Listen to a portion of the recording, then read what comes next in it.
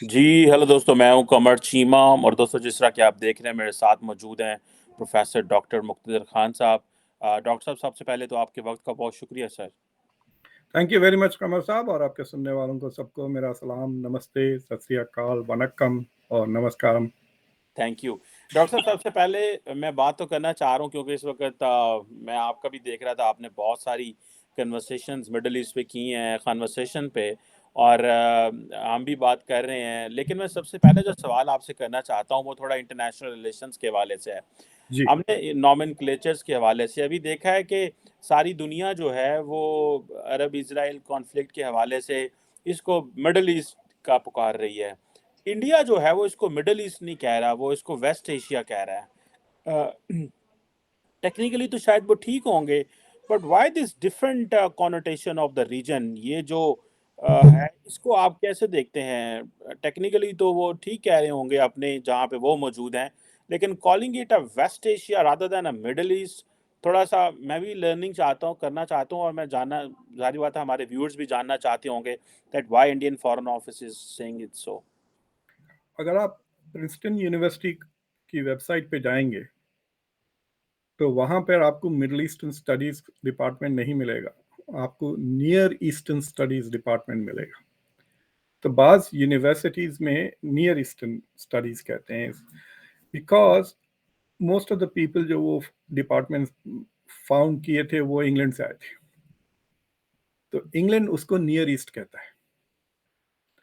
India is being जैसा east Asia कहता है वैसा वेस्ट एशिया कहता है। India has constantly said, but it tells you, ये बहुत जमाने से कर रहा है India, but it also tells you कि अनलाइक से पाकिस्तान अगर इसको मिडल ईस्ट कहता है तो पाकिस्तान मिडल ईस्ट को अमेरिका की नज़र से देख रहा है, but India is looking at it from India's point of view. So I think it's a good thing कि इंडिया ने बहुत ही जल्दी रियलाइज करा कि भाई हम दुनिया के सेंटर है।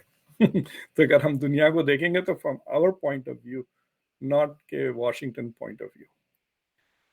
अब ये पता नहीं मिडल ईस्ट का लफ्ज कैसा मशहूर हुआ है, बाद बाद लोग कहते हैं कि शायद ये हेनरी किसिंजर का आइडिया था, क्योंकि अगर आप इसको अरब वर्ल्ड कहते हैं, अगर आप इसको अरब वर्ल्ड करेंगे तो फिर ईरान और तुर्की वगैरह इसमें एक्सक्लूड हो जाते हैं। अगर आप इसको मुस्लिम वर्ल्ड कहेंगे तो इसराइल एक्सक्लूड हो जाता है। So the way to include Israel, Turkey and Iran is to call it something neutral. या तो उसे कहिए कि क्या कहते हैं वो, परेशानी की पुड़िया, या मिडल ईस्ट कहिए। It is like a Pandora's box. तो उसका नाम Middle East from a US point of view हो गया है। जैसा अब हम जब फार ईस्ट कहते हैं, तो अगर आप इंडोनेशिया में बैठ के अगर आप अपने खित्ते को फार ईस्ट कहने लगे तो that means you are looking at it from a US point of view. US के लिए वो फार ईस्ट है। अलबत्ता टर्म्स लाइक साउथ एशिया और East Asia they are neutral terms, मतलब कोई भी यूज कर सकते हैं। सो इसलिए यूएस में उसे मिडल ईस्ट कहते हैं, because it is from Washington perspective. बिल्कुल ठीक कह रहे हैं डॉक्टर साहब, यही यही मैं थोड़ी-सी अंडरस्टैंडिंग भी चाहता था और क्योंकि डिफरेंट जार्गन्स बोले जा रहे थे फॉरेन पॉलिसी के हवाले से ट्विटर्स पे और इस तरह तो मैंने कहा एक ये जब भी मेरी अंडरस्टैंडिंग जब इंडियन रिटायर्ड डिप्लोमेट्स के साथ इंग्लिश में कन्वर्सेशन होती है तो बहुत प्रॉब्लम होता है। मैं मिडल ईस्ट कहता हूँ, वेस्ट एशिया कहते हैं, बैक एंड फोर्थ चलते रहता है। मैं या दैट्स व्हाई मैं चाह रहा था कि हम या एक इंटरनेशनल रिलेशंस के प्रोफेसर से ही इस पे बात करें। तो बाकी तो दाएँ-बाएँ तो बड़े लोग मार रहे होंगे लेकिन it understanding it from purely theoretical and technical perspective is but it important. Is also a very interesting thing. ये और कोई दूसरी कंट्री यूज नहीं करता इस तरह के phrase. Even Russia middle east कहता है, या जब इंग्लिश में बात करते हैं ना, तो even the Russians are looking at the Middle East from the vantage point of the US. तो इट टेल्स यू कि इंडिया में काफी इंटरेस्टिंग है फॉरेन पॉलिसी के जो लोग हैं ना, दे आर लाइक कुछ है, they something different. You are right they are thinking different और मुझे मैं ज़ाती तौर पे समझता हूँ कि उनका जो फॉरेन ऑफिस है बड़ा कॉन्फिडेंट जो है वो काम कर रहा है और उनकी जो अंडरस्टैंडिंग है वो पीएम ऑफिस में या बाकी जगहों पे उनकी बात को काफ़ी ज़्यादा वज़न दिया जा रहा है। ये तो हो गया इस हवाले से। डॉक्टर साहब ये जो मिडल ईस्ट की सिचुएशन है जिस पे हम देख रहे हैं कि एक तो वो है जो इज़राइल हमास ने किया, फिर हमने देखा कि इज़राइल ने क्या किया। अब हम देख रहे हैं कि इंटरनेशनल कम्युनिटी की साइलेंस है, खामोशी है, एक ख़ास दुनिया है वो बोल रही है। आपको क्या लगता है कि ये क्या आउटकम होने जा रहा है? सेक्रेटरी ब्लिंकन जो हैं वो भाग रहे हैं, कभी वो इराक जाते हैं, कभी टर्की जाते हैं। वो बस एक चीज़ नज़र आ रही है, वो कह रहे हैं हम जो है वो हाकिम फ़िदा से भी बात हुई है जी कि वो क्या नाम है, एस्केलेट ना हो ये क्राइसिस। लेकिन डी-एस्केलेशन की जो टर्म है वो अभी तक मेजर फॉर जो ग्लोबल कैपिटल्स हैं, वहाँ पे नहीं है। आपको लगता है कि इस दफ़ा जो ये कॉन्फ्लिक्ट है, ये सारा रिकॉर्डेड कॉन्फ्लिक्ट है? सोशल मीडिया पे और ट्विटर पे, यूट्यूब पे, हर जगह ये चल रहा है। क्या इस दफ़ा इसकी इम्प्लिकेशंस या कोई वर्ड में कुछ डिफरेंट होगी या कि बस उसी तरह ही लिया जाएगा जिस तरह माज़ी में इसको लिया गया है? What do you make of that sir? Sir मैं जब पीएचडी सेमिनार कर रहा था, मैंने एक क्लास प्लेटो पे ली थी। प्लेटो की एक ही किताब पे, प्लेटोज रिपब्लिक, जिस पे मैंने एक दो कॉन्वर्सेशन भी। तो हमने वो किताब, जैसा कि कोई रिलीजियस टेक्स्ट नहीं पढ़ते, एक्सीजेटिकली तफसीर करते हुए उसको पढ़ रहे थे। तो there were about 20 PhD students, political science से दूसरे, और हमारा professor was an expert on Plato, और वो 2000 साल से ज़्यादा पुरानी किताब है। और एक बार मैंने रिमार्क किया कि ये किताब इतनी मुश्किल थी समझने के लिए from a philosophical point of view, कि मुझे नहीं लगता कि 2500 साल में इंटेलेक्चुअल एवोल्यूशन इतना हुआ है इंसानों का कि आज के आम आदमी समझ सकते हैं कि प्लेटो क्या लिख रहा था। You had to go through a PhD seminar at one of the best universities in the world to grapple with Plato. बोलने का मतलब ये है, इंफॉर्मेशन की मौजूदगी की वजह से इसका मतलब नहीं है कि इंसान ज्यादा जहनियत रखने वाले होंगे। They are just as stupid and dumb as they used to be. तो खैर, इसका मतलब ये है, मैं आपको कह रहा हूँ कि लर्निंग कर कुछ भी नहीं है।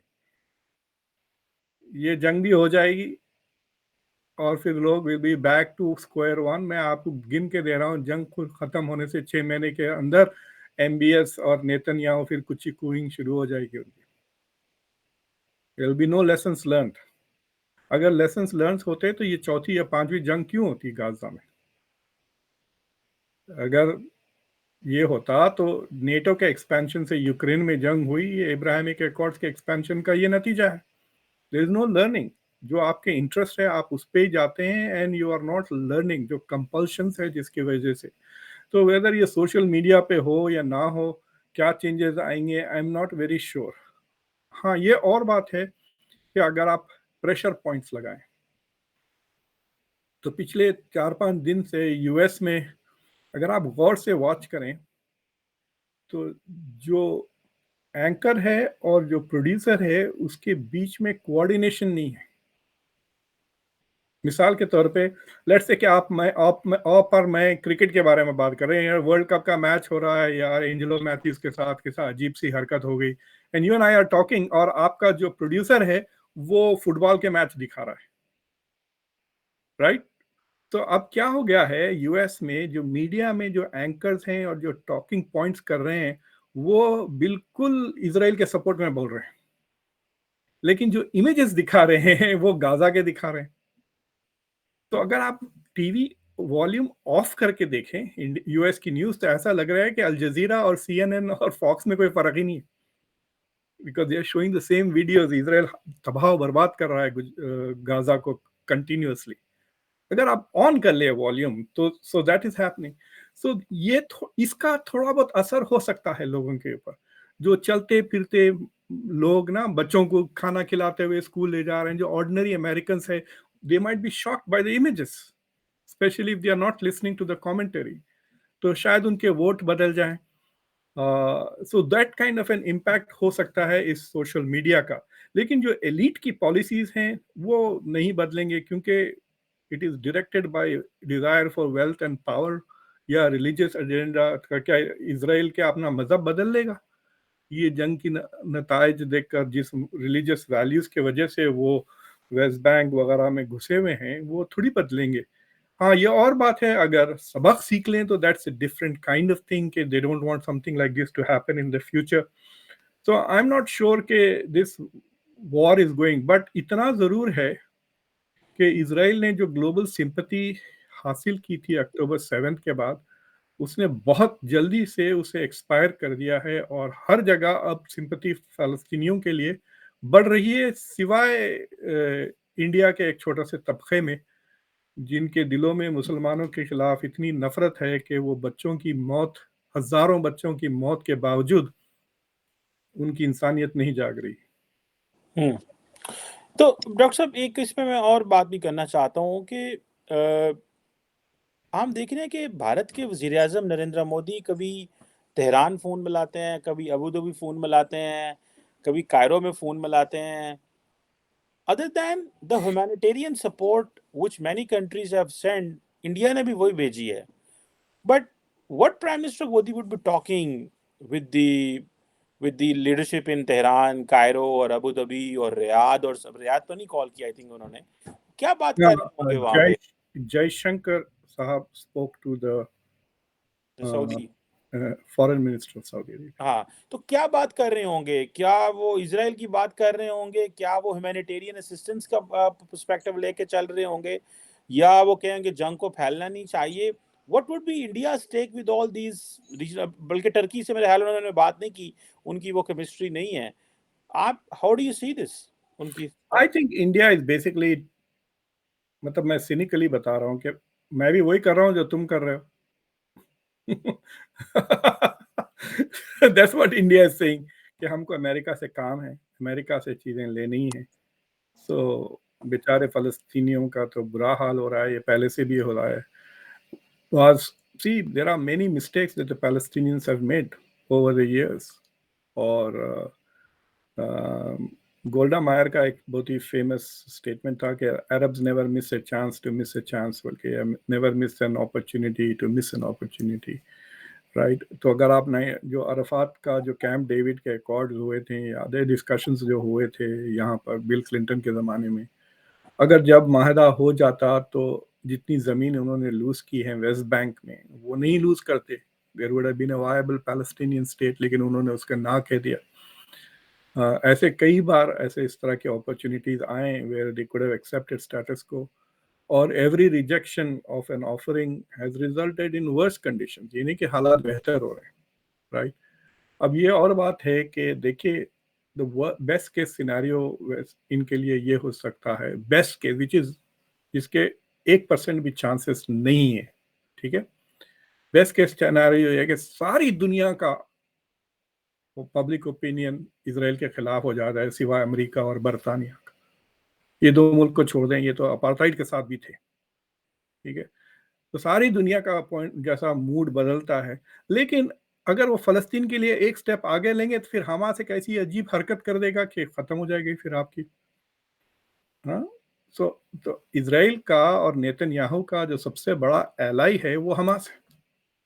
Hamas does the things which allow Netanyahu to be a cruel man.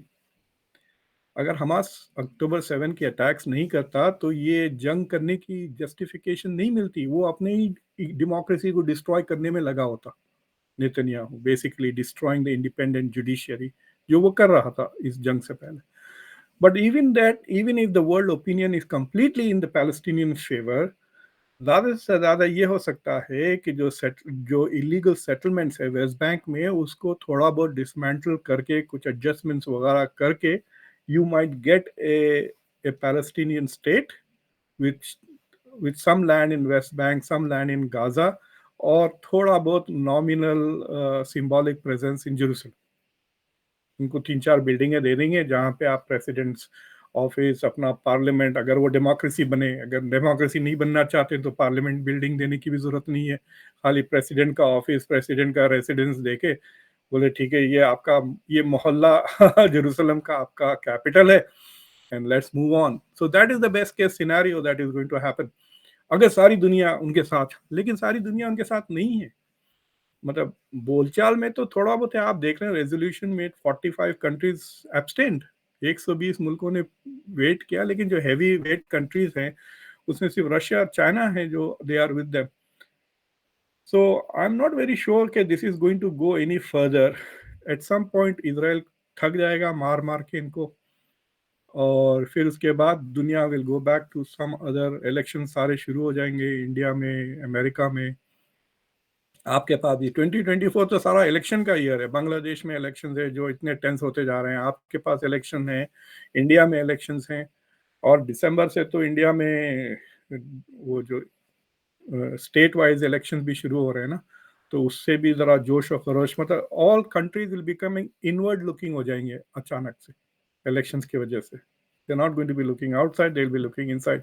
बर्तानिया के भी इलेक्शंस आ रहे हैं, तो हम्म इसकी वजह से everything, all the world will become suddenly inward looking, not outward looking. हम्म बिल्कुल। अच्छा डॉक्टर साहब, ये बताइएगा कि ये सुनने में आया कि अमेरिका ने अपनी एक न्यूक्लियर सबमरीन उस खित्ते में भेज दी है। जी हाँ। पहले वो एयरक्राफ्ट कैरियर वगैरह भी के, क्या मैसेजिंग है? किस मुल्क को रोकना चाह रहे हैं अमेरिकन? क्या ईरान, उनको लगता है कि इतना रिस्क ले सकता है फॉर फॉर हमास, या आप समझते हैं कि जस्ट एक डिटरेंस क्रिएट करना चाहते हैं ओवरऑल इन द रीजन? देखिए, इसराइल की लॉबी आके कहती है इनको, नहीं, मुसलमान और अरब लॉबी जाके कहती है कि आप इतना वन साइडेड पोजीशन ले रहे हैं, हम आपको नवंबर में वोट नहीं देंगे। तो वो डिक्लेयर कर देते कि टीम हम national strategy to combat Islamophobia कर रही। फिर यहूदी लॉबी जाके कहती हैं क्या पागल हो गए हो, इस एंटीसेमिटिज्म बढ़ रहा है और तुम नेशनल स्ट्रैटेजी फॉर इस्लामोफोबिया करोगे, अच्छा हम सबमरीन भेज देते हैं। इस तरह भी है। So some of the activities are quite useless. ठीक है, वो जो दो इन्होंने भेजे हुए हैं, तो क्या वो हिजबुल्लाह को डायरेक्ट अटैक करेंगे एयरक्राफ्ट कैरियर से? हुतीस को ब्लॉक कर रहे हैं, दे आर सेइंग दैट क्या हुतीस के मिसाइल्स इसराइल तक पहुंचने वाले हैं पूरा सऊदी अरेबिया को क्रॉस करके? So I am not very positive कि मेनी ऑफ दिस थिंग्स, इसको ना मिशेल फूको ने गवर्नमेंटैलिटी का लफ्ज दिया था, गवर्नमेंटैलिटी।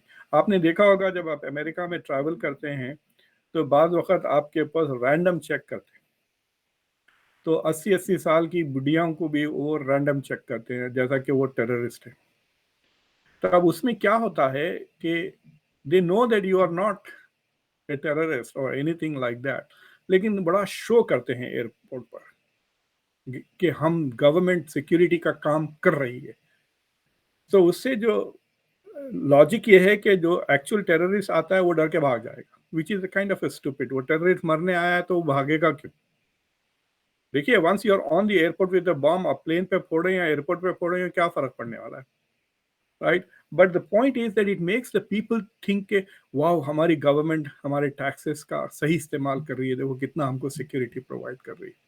So this is part of that, America is pretending also, मतलब टू शो कि मैं देखो वर्ल्ड पावर हूँ, सुपर पावर हूँ। दूसरे मुल्क क्यों नहीं भी जा रहे हैं अपने एयरक्राफ्ट कैरियर्स उस इलाके में? बात के पास तो है ही नहीं, और जिनके पास है वो सोच रहे हैं इतना ज्यादा खर्चा क्यों करे, for what?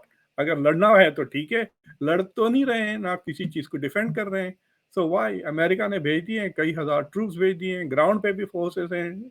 If they are not going into Gaza, क्यों है वहां पे 900 special forces, right? It is just to make people here think America is leading the from the front, America is deeply engage. और और domestic constituencies को, देखिए war time में, और जहां तक के फॉरेन पॉलिसी का सवाल है, it is very difficult I think for democratic governments to come up with rational policies, क्योंकि इतना टग टग इस तरफ उस तरफ इतना ज्यादा होता है ना कि it is going to distort the policy. और ये एयरक्राफ्ट कैरियर भी मुझे लगता है it's like a distort, unless वहां पे अगर रशिया की कोई शिप आई, नजर आई, या रशिया की कोई सबमरीन नजर आ रही। देखिए, अगर रशिया सबमरीन वगैरह वहां भेजता ना, रशिया या चाइना, तो ये बहुत धूम करते हैं यहाँ पर वॉशिंगटन में, राइट? अगर शक भी होता है उनको कि they are sending, so the fact that there is no noise, but headline तो है ना कि it looks as if Biden is doing something more for Israel, right? जिस तरह के यहाँ पे झंडे लगा देते हैं, इजराइल के झंडे बिल्डिंगों पर वगैरह, राइट? उससे कोई हाँ। डायरेक्ट फायदा नहीं हो रहा है वहां पर पब्लिक हम्म, का। but it makes you look as if you are in the right position वगैरह। डॉक्टर साहब, अमेरिका, हम पाकिस्तान में अक्सर बात करते हैं कि जैसे हमारे यहाँ पे जो ताकतवर हल्के हैं, particularly the military establishment, it often gives lows and highs in its reputation, looking doing its internal जो चीज़ें कर रहे होते हैं।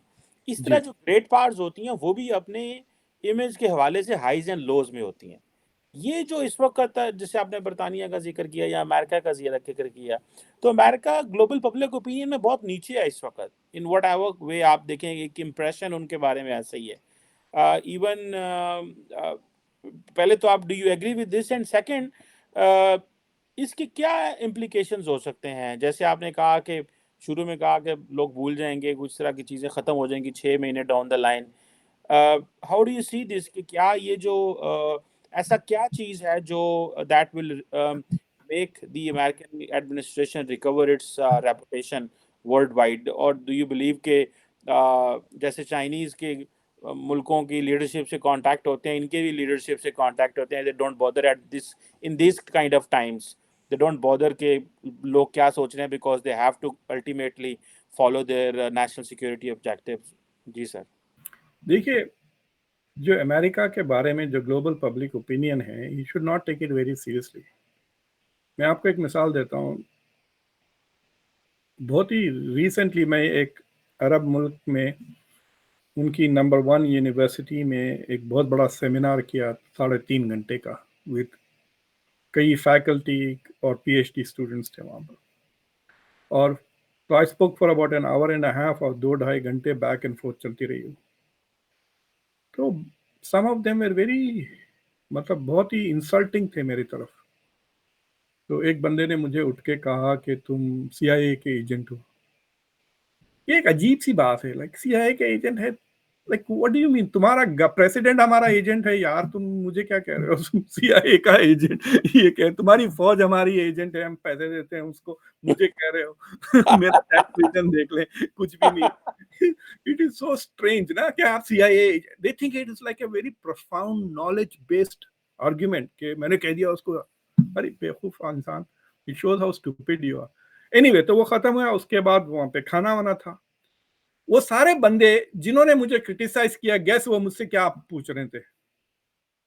2 सवाल सिर्फ, कि फुलब्राइट के लिए रिकमेंडेशन लेटर देंगे, या आप मुझे पीएचडी के या पोस्ट डॉक में मेरी मदद करेंगे। मैं बोला हाँ आ जाइए, सीआईए में रिक्रूट कर लूंगा मैं आप सबको, क्योंकि मैं सीआईए एजेंट हूँ, आप सबको सीआईए में भर्ती कर लेते हैं। ऐसा गुस्सा आ रहा था, थप्पड़ मारना दिल भरा था मुझे, कि दैट इज द कल्चर। तो अगर आप पब्लिक ओपिनियन अमेरिका के खिलाफ भी है, तो इट डजंट मैटर, वो जमीन पे रेंगते हुए अमेरिका के अमेरिकन बनने के लिए तैयार हो जाएंगे। True. Right, so that's an entirely different thing. अगर किसी ने पूछ लिया आपसे, what do you think of America? Oh it's an evil empire, would you want to migrate to America? Yes, yesterday. Right, अगर आप वही सवाल किसी अमेरिकन से पूछे अबाउट देयर कंट्री, देखें आप क्या जवाब देते हैं। They're not interested in going there, and they will tell you what they exactly think about you. It may be ill-informed, uninformed, but it has an impact. Because वो फिर अपने congressman को फोन उठाकर अगर करें, तो फिर कांग्रेसमैन भी वो ill-informed ओपिनियन पर एक्ट करना शुरू हो जाता। बिल्कुल सही कह रहे हैं। ये तो डॉक्टर साहब, ये सब कहेंगे वो कि हमें जो है ना फुल ब्राइट वो दे दें। डॉक्टर साहब, moving towards the last questions, 2+2 हो रहा है इंडिया के अंदर, मैं चाह रहा था उस पर थोड़ी बात हो जाए। 9 या 10 तारीख, 9th and 10th को। जी हाँ। जी। तो डॉक्टर साहब, आप इसको कैसे देखते हैं? ये टर्म भी नहीं निकली है 2+2, अब तो बहुत सारे मुल्क इसको फॉलो कर रहे हैं। This is a kind of a comprehensive strategic partnership की एक का है कि फॉरेन पॉलिसी और डिफेंस जो है वो कैसे इंटीग्रेट करता, और जैसे doctor Jaishankar and defence minister जो है वो भी अमेरिका गए हैं, और अब ये आ रहे हैं वहाँ से। So how do you see this? ऐसा क्या है डॉक्टर साहब? मेरे ज़हन में एक सवाल आता है। सितंबर में मोदी साहब, बाइडेन साहब आए, 10 दिन बाद जयशंकर चले गए, फिर बातें शुरू हो गई, नेशनल सिक्योरिटी एडवाइजर से मिले, डिफेंस मिनिस्टर से मिले, सेक्रेटरी से, फॉरेन सेक्रेटरी से, ये वो। अब फिर वो 1 हफ्ते 10-15 दिन बाद आ रहे हैं। व्हाट्स सो स्पेशल जो ये डिस्कशन होती है, क्या है ऐसा जो जो it discuss is it is very interesting कि आप ये सवाल पूछ रहे हैं, because this is normal. It's like saying आपने मुझे टेक्स्ट किया कि खान साहब लेट्स हैव अ डिस्कशन, तो मेरा नॉर्मल जवाब होगा क्या टॉपिक रहेगा, फिर आप कहेंगे टॉपिक ये है, फिर उसके बाद आप लिंक भेजेंगे, फिर मैं ज्वाइन कर लूंगा। So these are automatic, right? So it should not be surprise कि आपकी एक मैसेज के बाद 4-5 मैसेजेस एक्सचेंज हो। सो जब प्राइम मिनिस्टर मोदी यूएस आए थे जुलाई में, राइट? जुलाई था या जून था जब वो स्टेट विजिट जून पर, जून जून 21-22, राइट? 22 जून को। तो there were certain proposals made at that time, जो डिस्कशंस हुए उनके बाइडेन के साथ और दूसरे, जयशंकर साहब was also here on that trip. तो वो जो डिस्कशंस हुए, फिर उसके बाद जो G20 में आईमेक का डिस्कशन हुआ, प्रपोजल हुआ, तो वो जो चीजें थी उसको फुलफिल करने के लिए यहाँ आए थे। It was a working visit, तो he came to finalise the details of those proposals, right? तो अगर वो विजिट में पूरी चीजें खत्म नहीं हुई तो नेक्स्ट विजिट में होगी। So what it tells you is कि they are seriously working together. ये मतलब खाली फोटो आपके लिए नहीं हो रहा है, कि there is actually progress happening, and इसलिए आपकी मीटिंग्स हो रही हैं क्योंकि आप काम कर रहे हैं टुगेदर। आपको मैं और एक चीज बताता हूँ कि ये तो अब साल में 2 बार हो रही है ना मीटिंगें, 2x2 के, जो मिनिस्टर ऑफ डिफेंस और मिनिस्टर ऑस्टिन भी जा रहे हैं, ब्लिंकन भी जा रहे हैं राजनाथ सिंह और जयशंकर साहब से मिलने के लिए। बट 26 की सितंबर को सेक्रेटरी लेवल की मुलाकातें भी हुई। अब ये कह रहे हैं इंटरसेशन के बीच में, इंटरसेशन डायलॉग ऑफ 2x2, यानी अब जो डायलॉग होगा ये 2x2 का, नेक्स्ट डायलॉग 2x2 के बीच में और एक सेक्रेटरी लेवल मीटिंग होगी, which already happened on 26 नवंबर, जिसमें दे फाइनलाइज, जो चीजें फाइनलाइज कर सक रहे थे वो फाइनलाइज कर लिए, और जो नहीं हो सकते वो नवंबर 9 और 10 को डिस्कस किया जाएगा। दूसरी चीज ये है कि थोड़े नए डेवलपमेंट्स हो गए हैं between September on this, which is मतलब एक यूक्रेन की जंग को भूल गए हैं सब, और ये हमास की जंग हो गई। I will not be surprise कि यूएस में सजेस्ट इंडिया को कि कोई कुछ हथियार भिजा दें आप इसराइल के लिए। अब मैं ये कंफर्म तो नहीं कर सकता, अगर आप सर्च करें सोशल मीडिया पर, ट्विटर पे, तो आपको देखेंगे कि there are some American commentators who are saying कि यूनाइटेड अरब एमिरेट्स ने हवाई जहाजें भेजी हैं इसराइल को हथियार के साथ।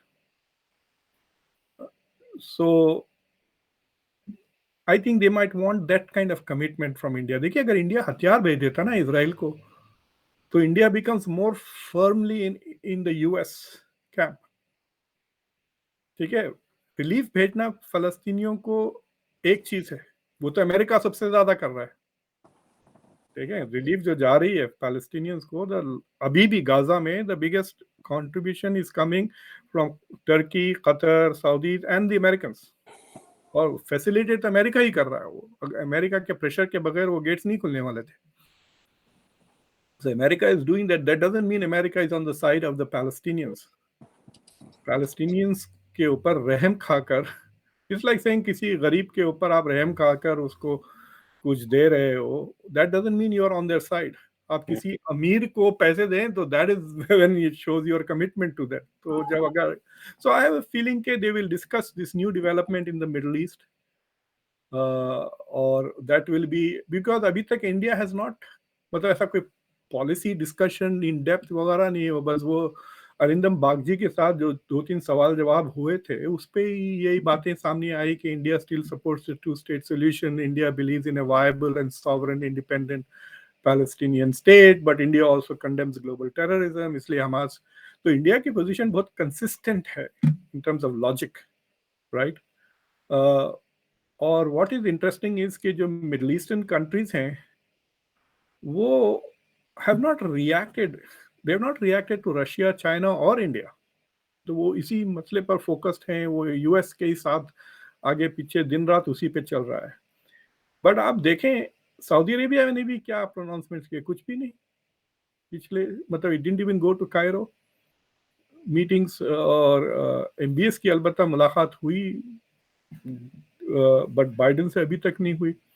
मेरे ख्याल से फोन पे भी बात नहीं हुई. And I don't think MBS is going to talk to Netanyahu in the near future. लेकिन जैसा ये कॉन्फ्लिक्ट खत्म हो गया, आपको नजर आ जाएंगे इजरायली मिनिस्टर्स सऊदी अरेबिया में. That is big prize thing. इसके देखिए, अगर आपके पास वेल एस्टैब्लिश ब्यूरोक्रेसी है फॉरेन मिनिस्ट्री की विद कॉम्पिटेंट पीपल, तो वो भूलते नहीं है. जैसा यहाँ पे कहते हैं ना, FBI will never forget you. Politicians case पे हो या ना हो, जब एक एजेंट को केस दे दिया जाता है, वो एजेंट वो केस थोड़ी छोड़ता है. He is working on it all the time. सियासत कहीं भी जाए, दैट्स हिज जॉब. तो जिस तरह से ब्यूरोक्रेसीज में वेल एस्टैब्लिश फॉरेन सर्विस में जो इंडिया डेस्क है, जो पैलेस्टाइन डेस्क है, उनको जो काम दिया जाता है, they will continue to do it regardless of what the political environment is ना.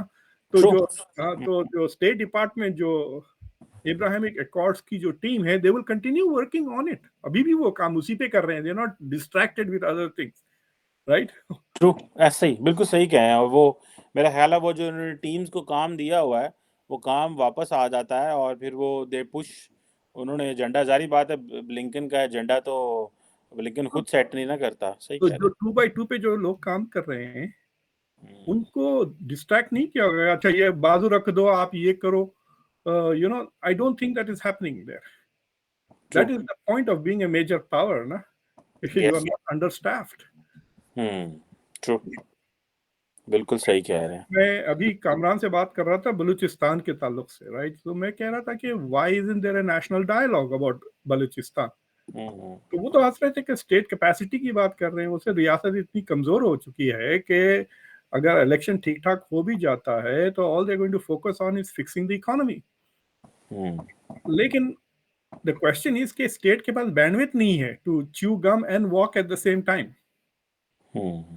कैन दे मल्टीटास्क कर सकता है या नहीं state? That is the question ना. ठीक है भाई, आप इकोनॉमी भी फिक्स करो और इस पे नेशनल डायलॉग शुरू करो.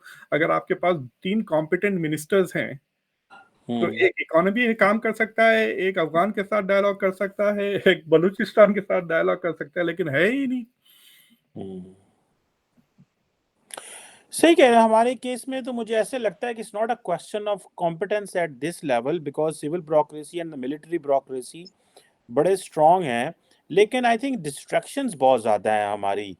और वो they don't get back to the work, जो जो मुझे नज़र आता है.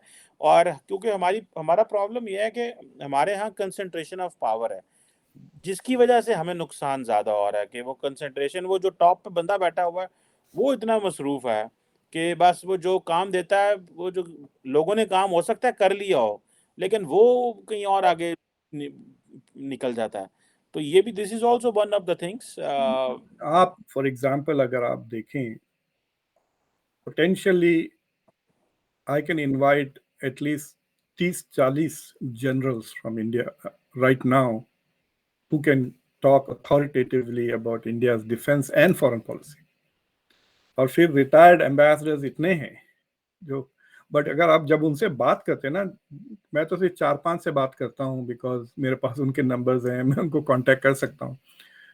तो but the level of competence is मतलब इनक्रेडिबल. पॉइंट ऑफ व्यू अलग अलग हो सकता है, लेकिन they are masters of what they are. जब मैं अकबरुद्दीन साहब से बात कर रहा था about the security council expansion, he there was कोई ऐसा फैक्ट का प्रॉब्लम नहीं था. He knew all the facts that he needed to know. Different thing के वो किस हद तक खुल के बात करना चाह रहे थे या what his point of view was different. And it is the same. मतलब मैं जितने भी इंडियन ब्यूरोक्रेट्स वगैरह से बात कर रहा हूँ, I am constantly impressed with their expertise and I find them more competent than American equivalents. क्योंकि अमेरिकन इक्विवेलेंट्स पॉलिटिकल अपॉइंटीज होते हैं. पिछले हफ्ते आप क्या कर रहे थे? अरे मैं बॉन्ड्स बेच रहा था वॉल स्ट्रीट पर. अब मैं यहाँ आके बैठ के पॉलिसी बना रहा हूँ यूक्रेन की. और while I am doing this मैं और एक विंडो खोल के दूसरे बॉन्ड्स की जॉब्स ढूंढ रहा हूँ वॉल स्ट्रीट पे, अगर मुझे मिल गई विद बिग बोनस मैं ये छोड़ के वहां भाग रहा हूँ। 4 साल भी नहीं काम करते हैं, पता है आपको, जो जो पॉलिटिकल अपॉइंटीज होते हैं पूरा का पूरा 4 साल भी नहीं करते। I mean, the Secretary of State and all do that, but not everybody is even working for the full term. वो आए तक ही 6-7 महीने हो जाते हैं राइट तो 3.5 साल वो रह जाते हैं, and then within 2 years के बाद वो जॉब ढूंढना शुरू कर देते हैं या नोट्स लेना शुरू कर देते हैं, क्योंकि उनको किताब लिखनी होती है right so they are spending half their time writing notes. So I find that sometimes they are not as well informed as the Indian experts, which is because सारी जिंदगी उन्होंने काम किए हुए 40 साल से। मैंने कई ऐसे रिटायर्ड लोगों के साथ भी बात की जो who have declined to come on the show, but they have shown मतलब मैं उनसे काफी सीखा because of they have spent their whole life being an expert on one issue, right? अगर बिल्कुल सही कह रहे हैं। इसका ऑब्वियसली एडवांटेज तो है कि अगर आप अपनी फील्ड में रहें, काम कर रहे हैं और और एजुकेशन भी अगर आप साथ साथ देखें, they are also doing their PhDs, they are also doing their masters जाके वेस्टर्न यूनिवर्सिटी से इधर उधर, and they are doing serious, मतलब ये नहीं कि खाली वो ठप्पा लगाने के लिए कि मैं आर्मी वॉर कॉलेज गया था, नहीं, they come to army war college, वो सीरियसली अटेंड करते हैं, क्लासेस पढ़ते हैं, सीरियस स्टूडेंट्स के, क्योंकि जो दे वर सीरियस स्टूडेंट्स इसलिए वो IFS पास कर सके ना तो वो आदत नहीं जाती, once you are a good student की जो आदतें आ जाती है ना वो जिंदगी भर काम आती हैं आपकी। ट्रू, सही कह रहे हैं। Thank you very much professor doctor Mukhtar Khan साहब। सर बड़ा मज़ा आया आपसे बात करके once again. Thank you for your time sir, बहुत शुक्रिया। Thank you very much sir.